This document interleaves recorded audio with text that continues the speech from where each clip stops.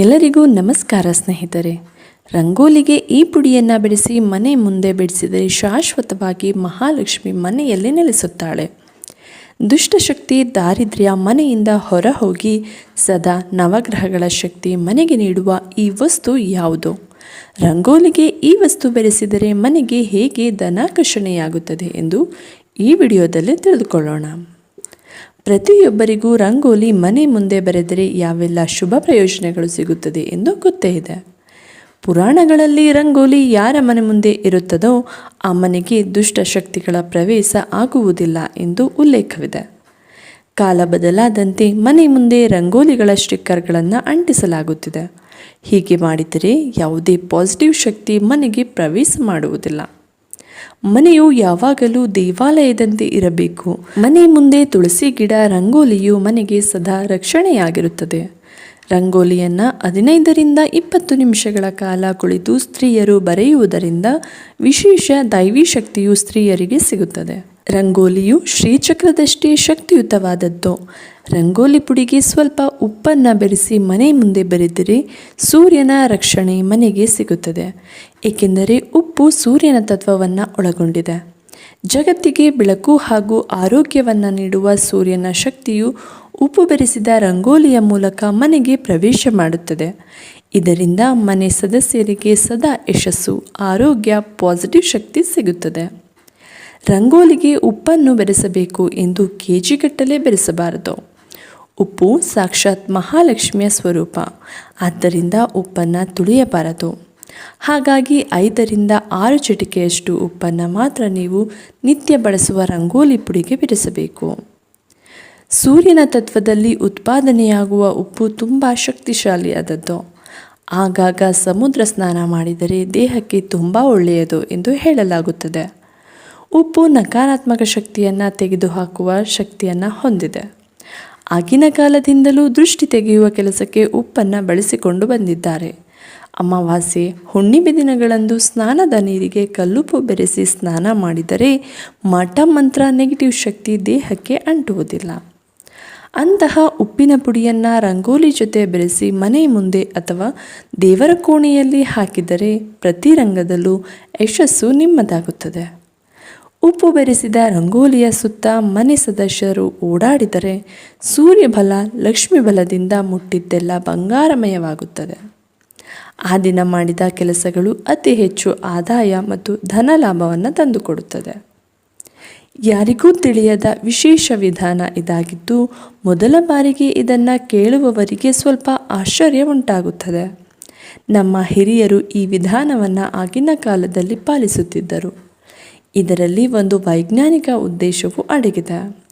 ಅದೇನೆಂದರೆ ಆಗಿನ ಕಾಲದಲ್ಲಿ ರಂಗೋಲಿ ಪುಡಿ ಅಷ್ಟೇ ಅಲ್ಲದೆ ಅಕ್ಕಿ ಹಿಟ್ಟಿನಿಂದಲೂ ಕೂಡ ಮನೆಯ ಮುಂದೆ ರಂಗೋಲಿಯನ್ನು ಬರೆಯುತ್ತಿದ್ದರು. ಆ ಅಕ್ಕಿ ಹಿಟ್ಟನ್ನು ತಿನ್ನಲು ಪಕ್ಷಿಗಳು ಬರುತ್ತಿದ್ದವು. ರಂಗೋಲಿಯು ಗುಬ್ಬಚ್ಚಿಯಂತಹ ಚಿಕ್ಕ ಚಿಕ್ಕ ಪಕ್ಷಿಗಳಿಗೆ ಆಹಾರವಾಗಿಯೂ ಇರುತ್ತಿತ್ತು. ಯಾರ ಮನೆಯ ಮುಂದೆ ರಂಗೋಲಿ ಇರುತ್ತದೆಯೋ ಅಲ್ಲಿ ಬಂದು ಪಕ್ಷಿಗಳು ತಿಂದು ಆ ಮನೆಗೆ ಹರಸಿ ಹೋಗುತ್ತಿದ್ದವು. ಇದರಿಂದ ಮನೆಗೆ ಮಹಾಲಕ್ಷ್ಮೀ ದೇವಿ ಜೊತೆ ವಿವಿಧ ದೇವತೆಗಳ ಅನುಗ್ರಹ ಸಿಗುತ್ತಿತ್ತು. ಹಿರಿಯರು ಅಕ್ಕಿ ಹಿಟ್ಟಿನ ಜೊತೆ ಅಥವಾ ರಂಗೋಲಿಯ ಜೊತೆ ಉಪ್ಪನ್ನು ಬೆರೆಸಿದಾಗ ತಿಂದ ಪಕ್ಷಿಗಳಿಗೂ ಸಹ ಸೂರ್ಯನ ತತ್ವ ಅಂದರೆ ಉಪ್ಪಿನ ಶಕ್ತಿ ಸಿಗುತ್ತಿತ್ತು.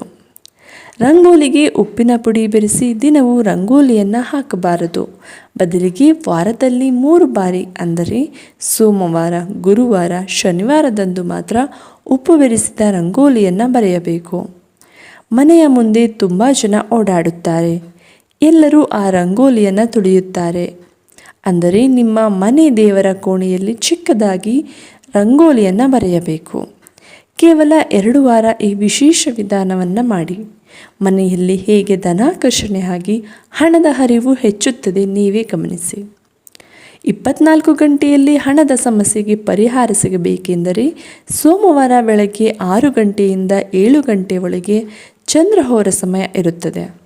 ಆ ಸಮಯಕ್ಕೆ ಸರಿಯಾಗಿ ನಿಮ್ಮ ಬಲಗೈನ ಮುಷ್ಟಿಯಷ್ಟು ಕಲ್ಲುಪ್ಪನ್ನು ಕೈನಲ್ಲಿ ಹಿಡಿದು ಅಡುಗೆಯ ಮನೆಯ ಸಿಂಕ್ನಲ್ಲಿ ಅಥವಾ ಸ್ನಾನದ ಮನೆ ನಲ್ಲಿಯ ಕೆಳಗೆ ಹಿಡಿದು ನೀರನ್ನು ಬಿಡಬೇಕು. ನೀವು ಕೈನಲ್ಲಿ ಹಿಡಿದ ಮುಷ್ಟಿ ಕಲ್ಲುಪ್ಪಿಗೆ ನೀರು ಬೀಳುತ್ತಾ ಕೆಳಗೆ ಬೀಳುತ್ತಿದ್ದಂತೆಯೇ ನಿಮಗಿರುವ ಎಲ್ಲ ನೆಗೆಟಿವ್ ಶಕ್ತಿಗಳು ದೂರವಾಗುತ್ತದೆ. ತುಂಬ ನೆಗೆಟಿವ್ ಎನರ್ಜಿ ಇದ್ದಾಗ ದುಡ್ಡು ಕೈನಲ್ಲಿ ಓಡಾಡುವುದಿಲ್ಲ, ಬರೀ ಖರ್ಚುಗಳೇ ಹೆಚ್ಚಿರುತ್ತವೆ. ಹಣದ ಸಮಸ್ಯೆಗಳು ವಿಪರೀತವಾಗಿರುತ್ತವೆ.